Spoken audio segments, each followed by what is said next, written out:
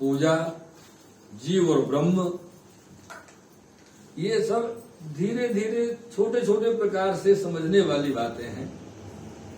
क्योंकि जब तक जीव ब्रह्म के सन्मुख नहीं होगा,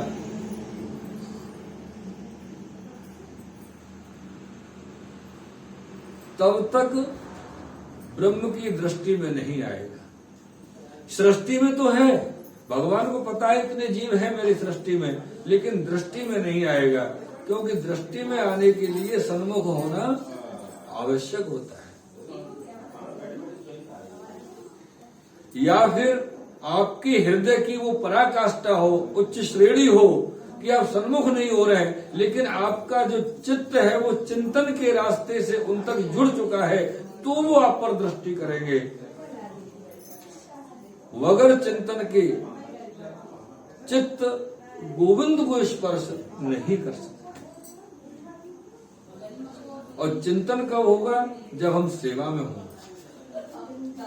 चिंतन के लिए ये जरूरी नहीं है कि 24 घंटे हरे कृष्णा ही किया जाए या 24 घंटे हरे राम किया जाए। ये चिंतन का विषय नहीं है। चिंतन का विषय ये कि यदि आप राम जी के सेवक हैं तो राम जी की चिंता कीजिए। चिंता कैसे? अरे श्री ठाकुर जी विराजे हैं, भगवान हैं, विराजे हैं, उनको भोग लगाना है, उनको आज क्या भोग में आएगा, भगवान को क्या सामग्री आएगी, आज ठाकुर जी को श्रृंगार कौन, हमारे लालन विराजे हैं, आज श्रृंगार कौन सा धराया जाएगा, आज कौन सा दिन है, आज ठाकुर जी को वस्त्र कौन से आएंगे, आज ठाकुर जी को कौन सी सामग्री का विधान है, आज क्या आएगा। इस प्रकार का अनेक अनेक रीति से जो गोविंद का चिंतन है, वो चिंतन जब हमारा सतत हो जाएगा, सेवा प्रकार के कारण, सेवा प्रकार के कार्य के कारण, सेवा के ध्यान के कारण, वो जो चिंतन जब हमारा बनेगा, तो फिर आपको वहां जाने की जरूरत नहीं पड़ेगी साहब। वो आपके पास आएगा और ये कहेगा, सुनो कल का ये दिन है ना, हमारे लिए ये सामग्री सिद्ध होगी और ये वस्त्र हमको धराए जाएंगे। ये विधान नियम के हैं आज के। क्योंकि भक्ति ही ज्ञान की जन्मदाता है। भक्ति ज्ञान की दान प्रकट करता है। इसलिए हमारा आप सबसे अनुरोध भी है कि ज्यादा नहीं तो कम। ये तो हम जानते हैं कि एकदम से प्रारंभ नहीं हो सकता कोई कार्य, लेकिन मन में विचार कीजिए, मन में चिंतन कीजिए कि हमको श्री गोविंद की शरण में जाना है, हमको श्री ठाकुर जी के पास नजदीक जाना है। ठाकुर जी के पास जाने का अर्थ ये नहीं सोच लेना हमको वहां जाना है, ऐसा नहीं। यही ठाकुर जी के पास जाना है, यही ठाकुर जी नजदीक जाना है। वो तो सतत सत्य है, सनातन सत्य है, उसमें कोई बाधा नहीं है। लेकिन ठाकुर जी के नजदीक रह करके हमको ठाकुर की सेवा करनी है, उनको लाड़ लड़ाना है, उनको प्रेम करना है।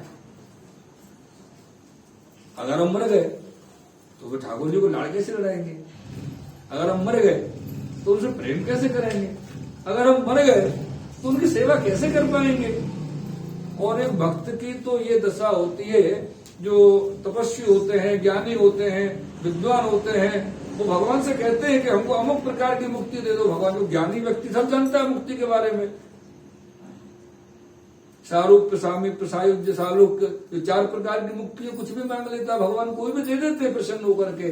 लेकिन जो भक्त होते हैं, पता है वो मुक्ति नहीं लेते। वो भगवान से कहते हैं बस इतनी कृपा कीजिए मेरे नाथ, मुझे मुक्ति नहीं देना, मुझे तो दोबारा फिर जन्म दे देना, मैं मुक्त होना ही नहीं चाहता। क्यों? कि अगर मैं मुक्त हो गया तो फिर मुझे आपकी सेवा का आनंद कैसे मिलेगा? मैं तो सेवा करना चाहता हूं, इसलिए मुझे पुनः आपकी सेवा में रखिए ना, मुझे मुक्त मत कीजिए। भक्त कभी मुक्ति नहीं चाहता। और वशिष्ठ साहेब, एक पद का बड़ा सुंदर एक कड़ी है, लाइन है, श्री यमुना जी के 41 पद में से एक पद है, फल फलित होए तो फल रूप जानो।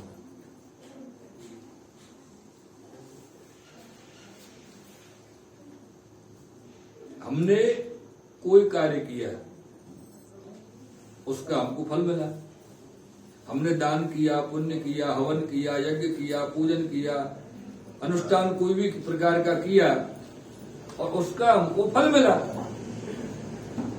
हमारे जीवन में यश बढ़ने लगा, धन बढ़ने लगा, कीर्ति बढ़ने लगी, संतान हमारी संतति बढ़ने लगी, हमारे सब अच्छे कार्य होने लगे तो फल मिला। हम खुश हो गए कि भाई हमने जो किया उसका मिल रहा है।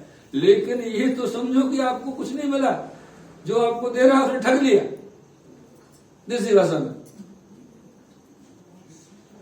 फल फलित तो हो तो फल रूप जानो, या सेवा मार्ग के लिए कहा गया है कि आप ठाकुर जी की सेवा करें और सेवा के बदले आपको ठाकुर जी सेवा ही दे दे तो समझो कि आपका फल सफल।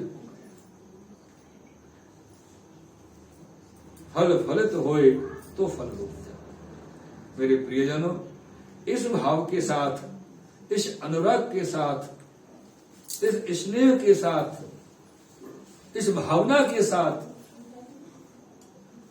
आज हमको एक विचार मन में अवश्य करना है कि हमको गोविंद का सानिध्य अवश्य प्राप्त करना है, उससे दूर नहीं रहना है।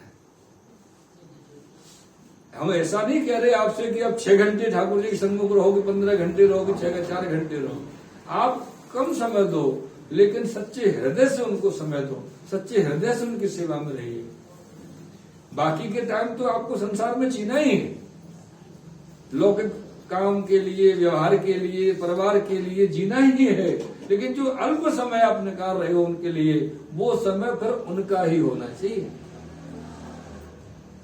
उसमें कोई दूसरा शामिल ना हो। वही तो भाव है,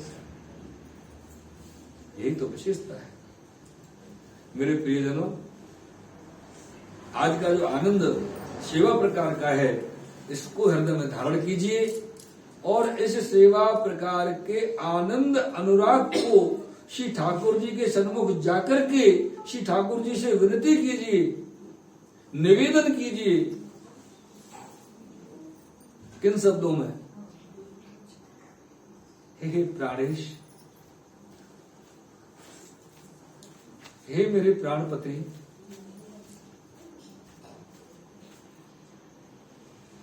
मैं सिर्फ आपका हूं।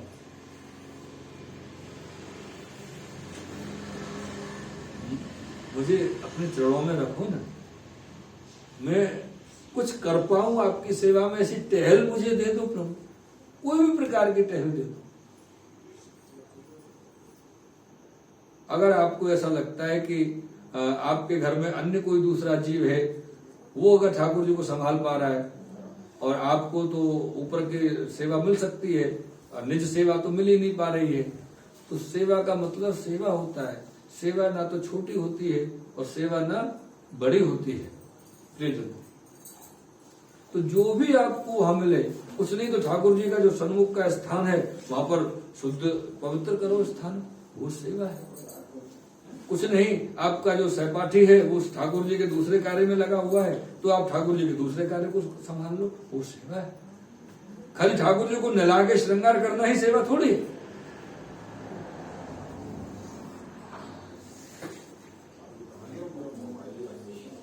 अगर ठाकुर जी को लाड़ लड़ा रहे हैं, ठाकुर जी को माला धरानी है, माला तो हमको लानी नहीं है, क्योंकि बाजार की माला कभी शुद्ध नहीं होती।